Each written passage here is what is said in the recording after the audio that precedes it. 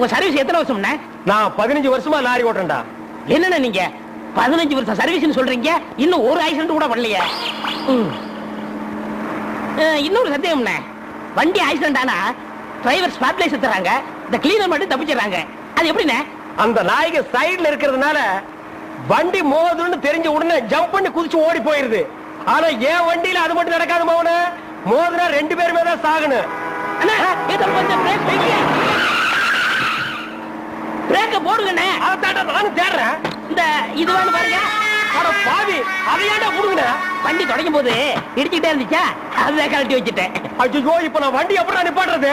நீங்க என்ன பண்றீங்க, ஒரு நல்ல மரமா பார்த்து இடிச்சு சேஃப்டியா நிப்பாட்டிருங்க, நான் வர்றேன். ஜம்பிங்கா மவன, அதான்டா நடக்காது. பிரேக்க புடுங்கிட்டு மரத்துல மோதுங்க, மலையில மோதுங்க ஐடியாவா நான் கொடுக்குறேன்.